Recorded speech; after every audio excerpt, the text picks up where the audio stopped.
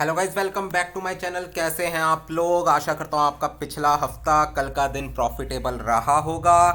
और आप लोगों ने मेरी weekly analysis video, daily analysis video जो भी मैं डालता हूँ, लाइव स्ट्रीमिंग पे आता हूँ और अपने जो वीआईपी ग्रुप में सिग्नल्स वगैरह देता हूँ, उसके अकॉर्डिंग आप लोगों ने ट्रेड्स ली होगी।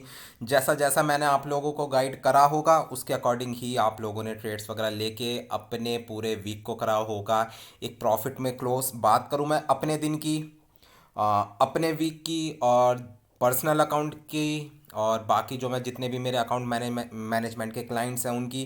तो गाइस यार देखो, कल का दिन ही हमारा लॉस में रहा, क्योंकि यार सबको पता है बाकी के 4 दिन हमने बहुत अच्छे प्रॉफिट करे एंड एट द एंड हमने अपना वीक भी प्रॉफिट में ही क्लोज करा, ऐसी बात नहीं है। बट कल के दिन हमारे लॉस हुआ, बाकी सबको पता है। ठीक है यार, देखो सिंपल सी बात है और ये बात मैं कहता भी हूँ कि लॉस हुआ है, ठीक है, एक्सेप्ट कर लो, कोई बड़ी बात नहीं है, हो जाते हैं लॉसेस। मार्केट अगर हमारे अकॉर्डिंग ही चल रही होती तो हम ही इस मार्केट के करता धरता होते, सब कुछ हमारे अकॉर्डिंग हो रहा होता और हम लोग ही डेली डेली प्रॉफिट कर रहे होते। एनालिसिस करते हैं, उसके अकॉर्डिंग अपनी रिस्क मैनेजमेंट के साथ ट्रेडिंग करते हैं और अपने डे को प्रॉफिट में क्लोज करने का पूरा पूरा ट्राई करते हैं। तो लॉस हुआ कल के दिन, एक्सेप्ट करा है। बाकी के क्लाइंट जितने भी है सबको पता है यार, इतने अच्छे प्रॉफिट दिए हैं तो कभी कभार लॉसेस भी हो जाते हैं और उस चीज़ को एक्सेप्ट करा है, अकाउंट को बचाया है हमने और जितना हो सकता था हम ट्रेडिंग से दूर रहे और लॉस में अपने दिन को हमने कल के क्लोज करा है। तो एक्सेप्ट कर रहे हैं, कोई नहीं, हो जाते हैं ऐसे ऐसे एसएल्स भी हिट हो जाते हैं। बट जिस दिन हमारे प्रॉफिट्स होते हैं उस दिन हम लोग इंजॉय भी बहुत ज़्यादा करते हैं और ये चीज़ सबको पता है। और जो लॉस भी हुआ है वो अगले हफ्ते रिकवर भी होगा, कोई बड़ी बात नहीं है, क्योंकि हमने अपनी इक्विटी बचाने पे ध्यान दिया है। ये नहीं करा हमने कि ट्रेड को ज़बरदस्ती हम लॉन्ग लेके जा रहे हैं, क्लोज नहीं कर रहे हैं। एक टाइम पे जब लगा कि मार्केट अब हमारे अपोजिट जा सकती है, हमने कोई हैजिंग नहीं करी। मींस मैंने कोई हैजिंग नहीं करी या फिर अपोजिट ट्रेड्स नहीं लगाई। ये नहीं सोचा कि मार्केट हमारे लेवल पे आ जाएगी उस टाइम पे हम क्लोज मारूंगा, नहीं। हम मैंने उसी टाइम पे ही लॉस में ही ट्रेड्स को कर दिया क्लोज और बेकार की मार्केट्स के साथ लड़ने का या ज़बरदस्ती ट्रेड्स में घुसने का या फिर सिंगल डे में ही रिकवरी करने का मैंने ट्राई नहीं करा। और यही चीज़ मैं आपको समझाता हूँ कि अपनी साइकोलॉजी पे वर्क करो, अपनी साइकोलॉजी को इतनी स्ट्रांग रखो कि अगर आपको लॉस भी हो रहा है तो आप चिल होके अब उस लॉस को बुक कर पाओ। और रिकवरी के लिए ये नहीं होता, ठीक है, अगर सेम डे आपको इतनी अच्छी अपॉर्चुनिटी मिल गई तब ही आप लोग ट्रेड लो, वरना नेक्स्ट डे जाके ही ट्रेड लो। कल के दिन भी अपॉर्चुनिटी थी एक, जब मार्केट 2062 पे आई वहाँ से एक सेलिंग की बन रही थी।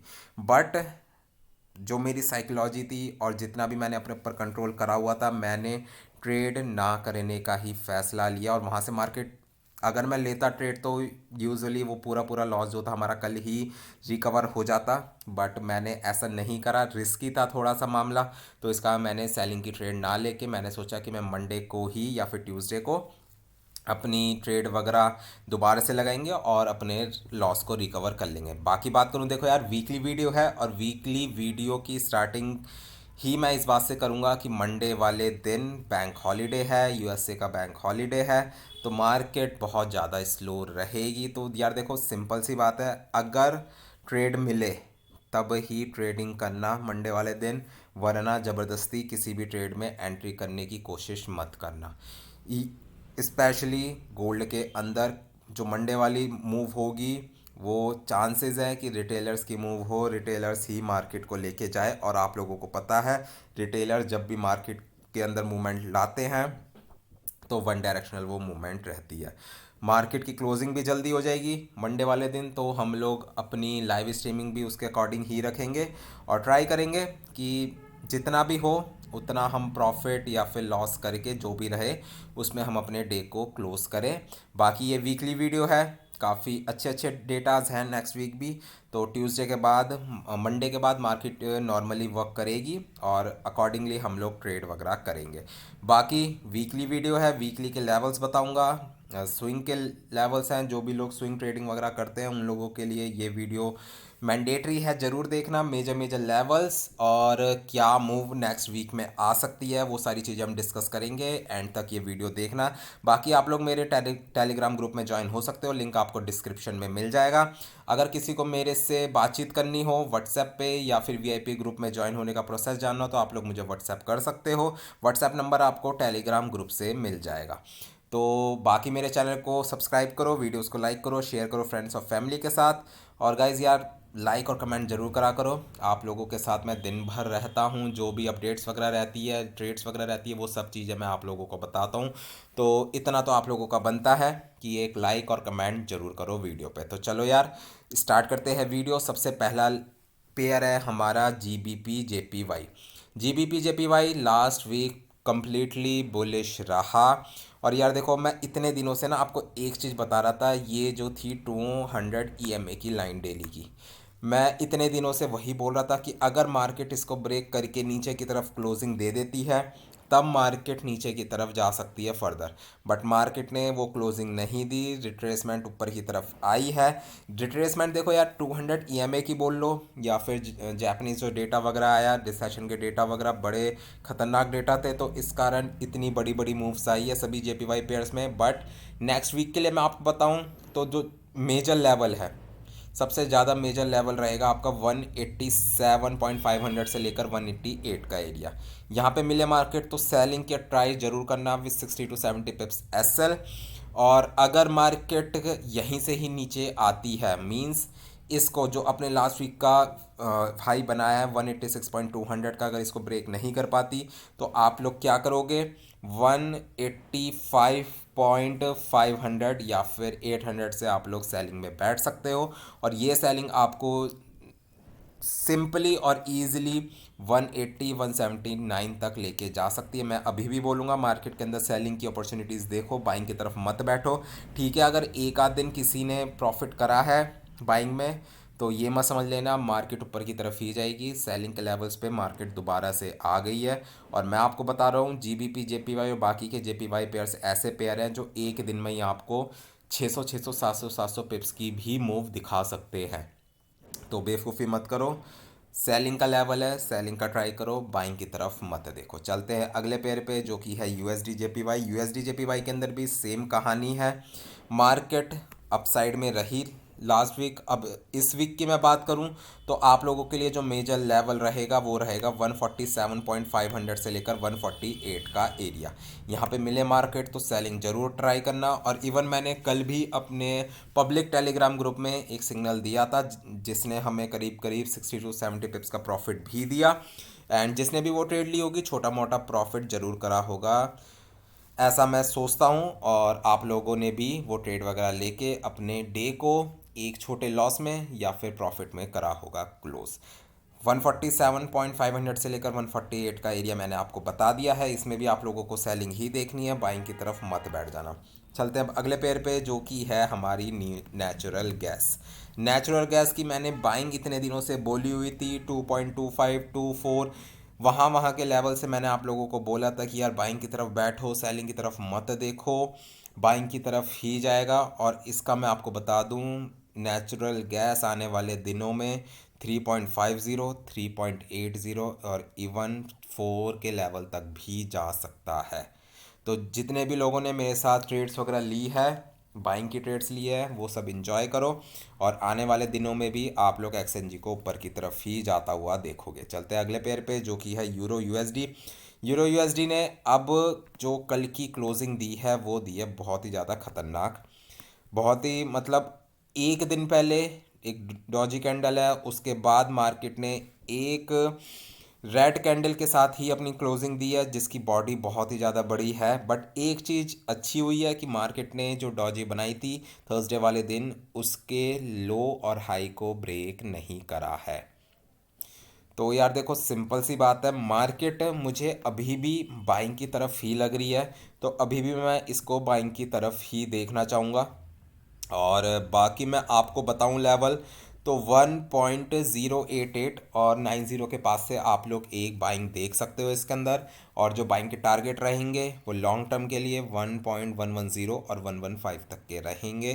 तो बाइंग की तरफ देखो, सेलिंग की तरफ मत देखो। और अगर 1.8087 का लेवल ब्रेक होता है तो उसके बाद मार्केट फर्दर 1.075 तक भी आ सकती है।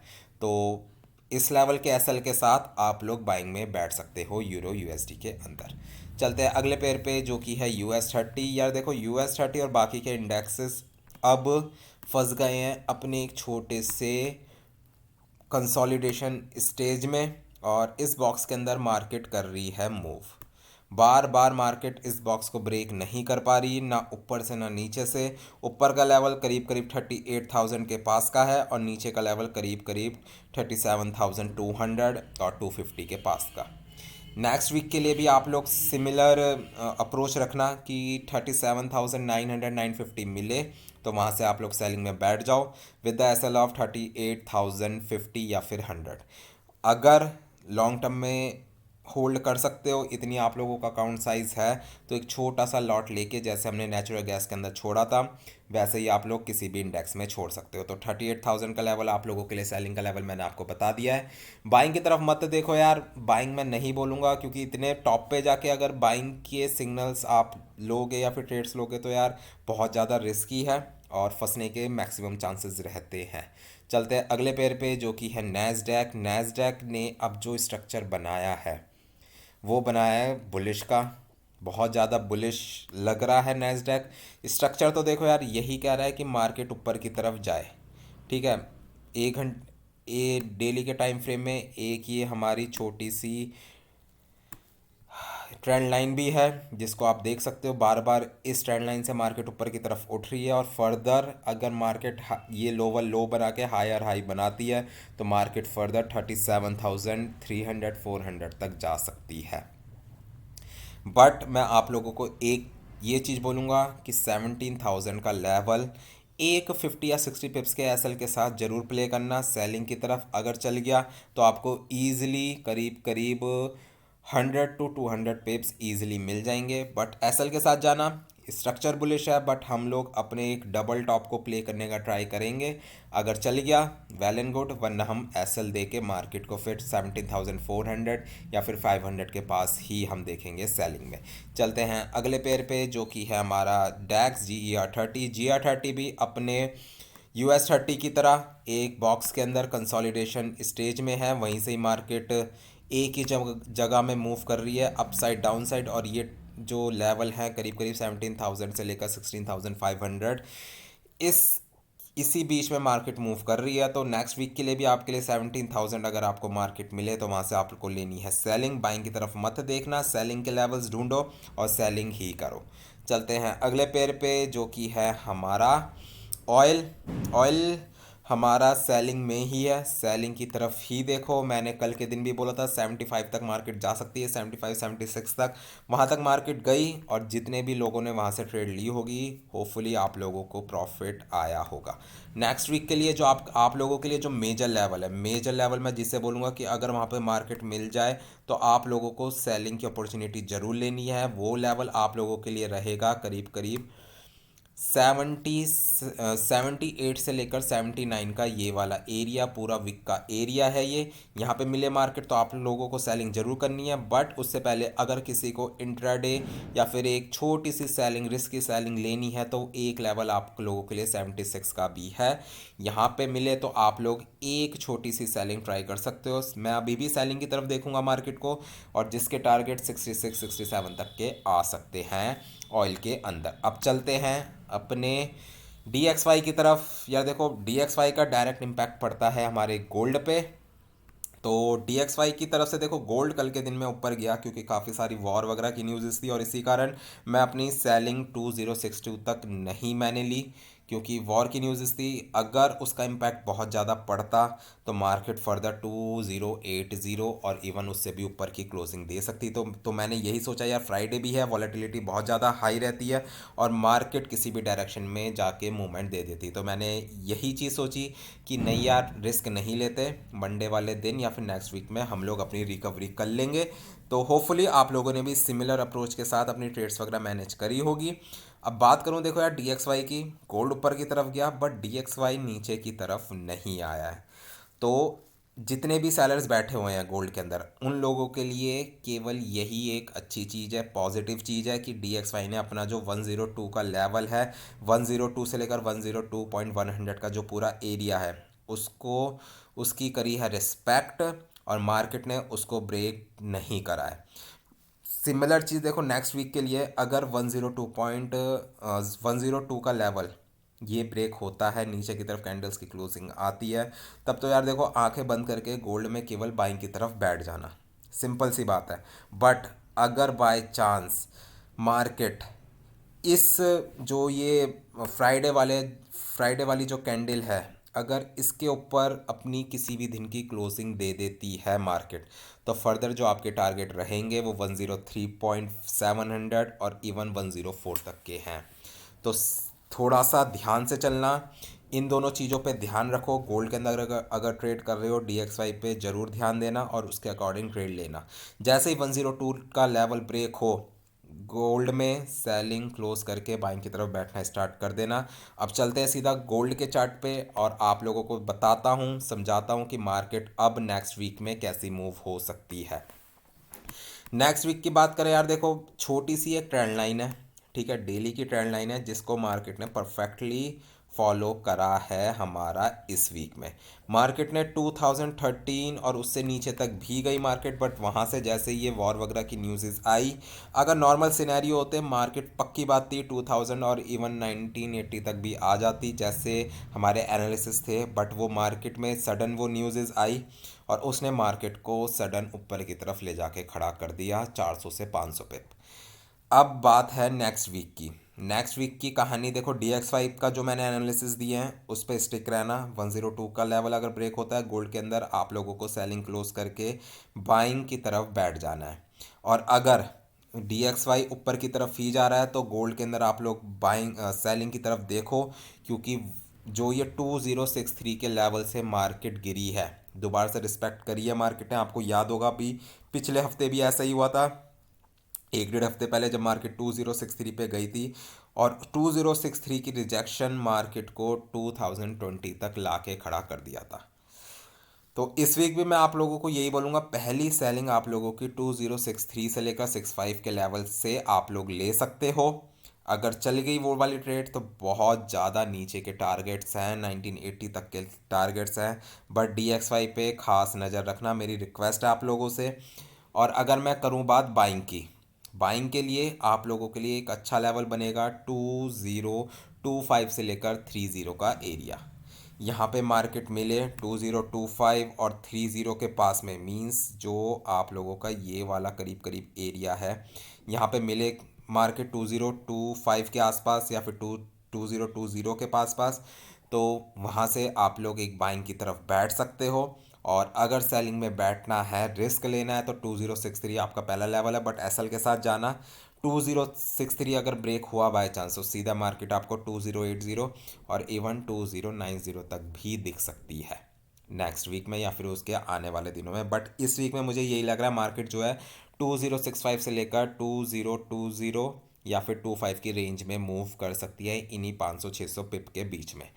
तो अभी भी मैं आप लोगों को सेलिंग की तरफ ही ज़्यादा बिठाना या फिर सिग्नल्स देना मैं प्रेफर करूँगा, क्योंकि गोल्ड के अंदर ऐसा कुछ सिनेरियो नहीं बने हैं कि बाइंग की तरफ चली जाए, अनटिल और अनलेस कोई वॉर की न्यूज़ ऐसी सडन वो आ जाए जो मार्केट को सीधा ऊपर की तरफ ले जाके खड़ा कर दे। तो गाइज देखो, ये थी मेरी वीकली एनालिसिस वीडियो, होपफुली आप लोगों को पसंद आई होगी। पसंद आई है तो लाइक और कमेंट जरूर करना।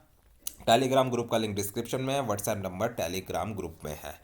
Good bye guys, good night, enjoy your weekend. मिलते हैं कल डेली एनालिसिस वीडियो में और फिर परसों अपनी लाइव स्ट्रीमिंग में। Good bye, good night.